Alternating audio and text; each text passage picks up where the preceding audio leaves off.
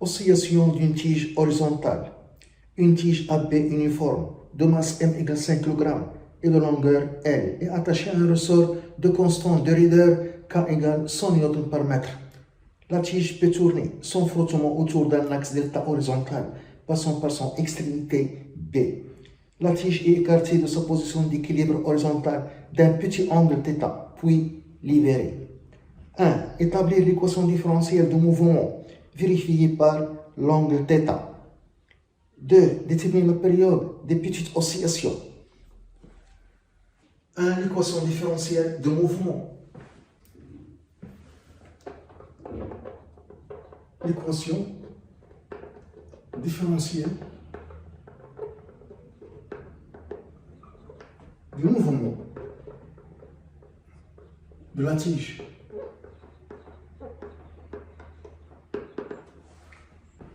Le schéma, la tige AB est en équilibre horizontal et est soumise à son poids P. À la réaction, R exercée par l'axe de rotation delta et à la force F0 exercée par le ressort. Dans cette position, le ressort est comprimé, donc il pousse la tige vers le haut. Et puisqu'il est comprimé, l'allongement delta LE, qui est égal à la longueur finale, qui est LE à l'équilibre, moins la longueur initiale, qui est L0, est négative. Ici, on a écarté la tige AB de sa position d'équilibre stable d'un angle θ petit et on la libère. La tige effectue un mouvement oscillatoire autour de la position d'équilibre, un mouvement aller-retour autour de la position d'équilibre stable. À un instant T, on a cette position. Le ressort est allongé dans ce cas. Et puisqu'il est allongé, elle va attirer la tige. Et l'allongement, dans ce cas, qui est égal à la longueur finale, qui est L, moins la longueur initiale, qui est L0, est positif. Pour dessiner l'équation différentielle de mouvement de la tige, on applique la relation fondamentale de la dynamique de rotation sur la tige. Relation fondamentale de la dynamique de rotation sur la tige. On a la somme des moments de force appliqués par rapport à l'axe delta est égale au moment d'inertie J delta de la tige fois l'accélération angulaire θ de point de la tige.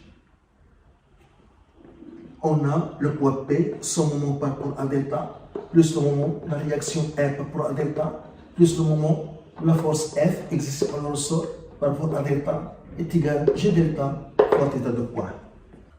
Le moment de poids P, on a choisi le sens positif de rotation. On voit que le poids P tend à faire tourner la tige dans le sens négatif. Donc son moment est négatif. Donc moins égal à l'intensité P de poids de la tige fois la distance entre la droite d'action de P et delta. C'est ça la droite d'action de poids P. Delta est comme ça. C'est ça la distance. On projette delta sur la droite d'action. On doit avoir ici un angle droit.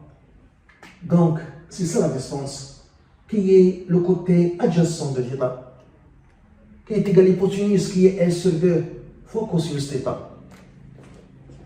L sur 2 cosinus θ, plus le moment de la réaction R par rapport à delta.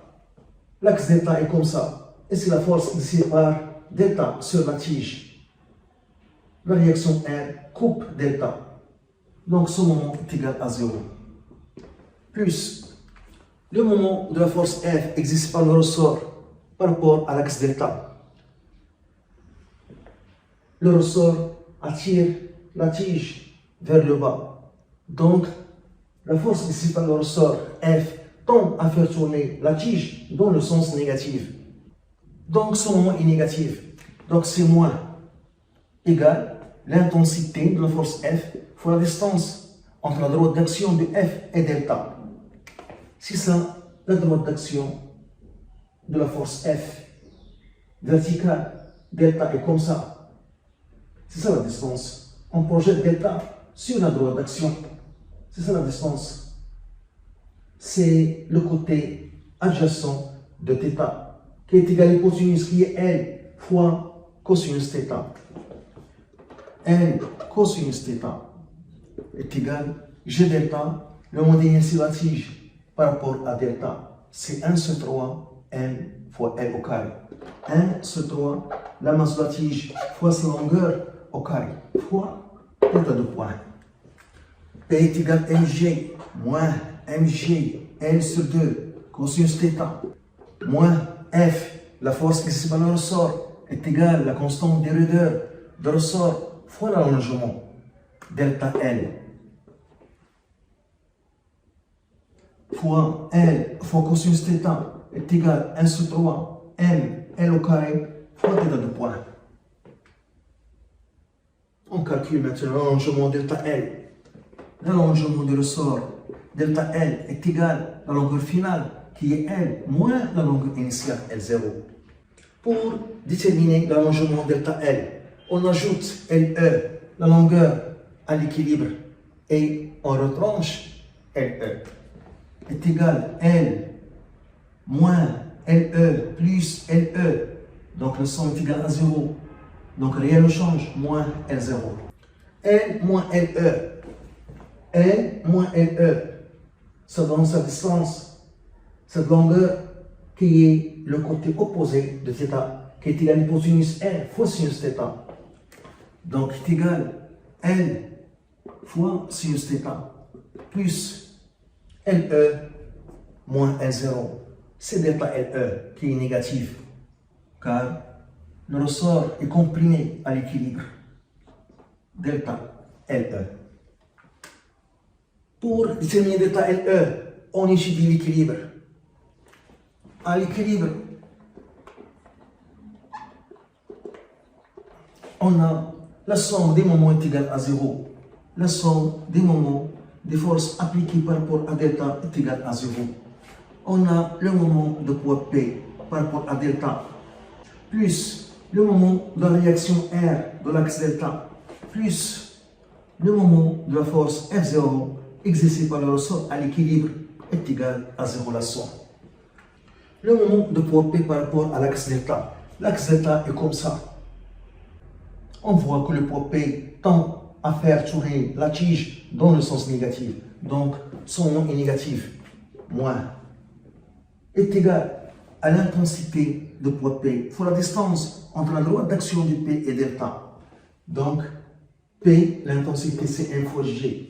La distance, on projette delta sur la droite d'action de poids P. On doit avoir c'est à l'endroit. Donc, la projection de delta sur la droite d'action de poids P, donc cette distance qui est L sur 2 fois L sur 2, plus le moment de réaction R par rapport à delta, réaction R exercée par delta. Donc, la réaction R coupe l'axe delta. Donc, le moment est égal à 0. Plus le moment de la force F0 par rapport à delta. On voit que la force F0 tend à faire tourner la tige dans le sens positif choisi. Donc, ce moment est positif. Est égal à l'intensité de la force F0 fois la distance entre la droite d'action de F0 et delta. Donc l'intensité F0, la distance entre la droite d'action de F0 et delta, c'est L, est égal à 0. Moins M fois G fois L sur 2 plus l'intensité F0 est égal à K fois delta LE. L'allongement, mais il est négatif et l'intensité F0 est positive. Donc, on doit introduire la valeur absolue. Car F0, l'intensité est positive et delta LE est négative. Fois L est égal à 0. On peut simplifier par L et on trouve que la valeur absolue de delta LE est égale à M fois G sur 2K. Et puisque l'allongement delta LE est négatif, lorsque j'enlève la valeur absolue, delta LE est égal à moins M fois G sur 2K. Kn positif, J positif et K positif. Et je remplace ici. Donc, delta L est égal à L fois sinus θ moins L fois G sur 2K. Après ça, je remplace delta L par son expression ici. Donc, je remplace ici. Je remplace delta L par son expression et je trouve moins L fois G L sur 2 cosinus θ moins K delta L qui est L fois sinus θ moins M fois G sur 2K fois L fois cosinus θ, la somme est égale à 1 sur 3 M au carré fois θ de point.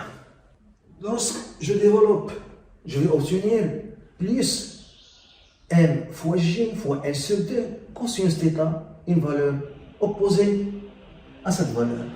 Donc, je trouve moins K fois L fois sinus θ fois L fois cosinus θ est égal à 1 sur 3 M L au carré fois θ de point. On a dit dans les données que l'angle θ est petit. Donc, pour les petites oscillations,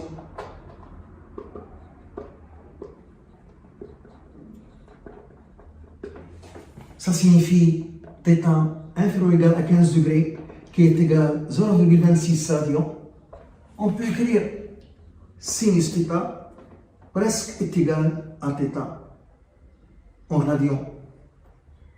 Et cosinus θ presque est égal à 1. Et je remplace ici. Et je trouve l'équation différentielle. Donc je vais avoir moins K fois L fois θ fois L est égal à 1 sur 3 M L au carré fois θ de point.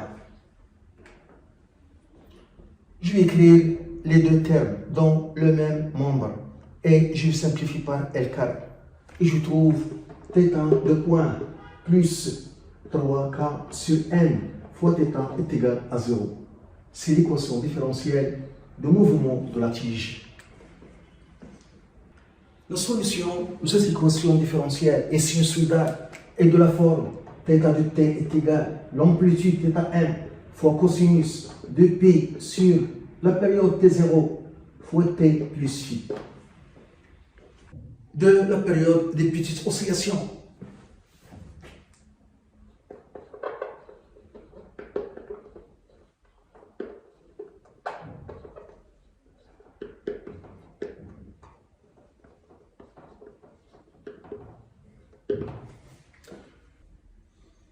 Pour trouver l'expression de la période des petites oscillations, je dérive 2 fois θ de t et je remplace dans l'équation différentielle. θ point de t est égal à la dérivée par rapport au temps moins θm fois 2p sur t0 fois sinus 2p sur t0 fois t plus phi. La dérivée seconde, θ de point de t est égal à moins θm fois 2pi sur t0, le tout au carré, fois cosinus 2pi sur t0 fois t plus phi. On remplace dans l'équation différentielle et par suite moins θm fois 2pi sur t0, le tout au carré, cosinus 2pi sur t0 fois t plus phi plus 3k sur m fois θ qui est θm fois cosinus 2pi sur t0 fois t plus phi est égal à 0. Je vais factoriser par θm cosinus 2pi sur t0 fois t plus phi. θm cosinus 2pi sur t0 fois t plus phi. Donc ici, je vais avoir moins 2pi sur t0, le tout au carré, plus 3k sur m. θm cosinus de pi sur t0 fois t plus phi est la solution de l'équation différentielle différente de 0. Donc, ce qui est entre parenthèses qui est égal à 0. θ de t est égal à θm cosinus de pi sur t0 fois t plus phi est solution de l'équation différentielle à condition que ce qui est entre parenthèses égal à 0 moins 2pi sur t0 le tout au carré plus 3k sur n est égal à 0. Donc 2pi sur t0 au carré est égal à 3k sur n. Ce qui donne 2pi sur t0 est égal à la racine carrée de 3k sur n. Donc, la période T0 des oscillations est égale à 2P fois la racine de n sur 3K. Application numérique. T0 est égal à 2P fois la racine, la masse 5 kg, 3K 100 Newton par mètre. T0 égale. On trouve 0,81 secondes.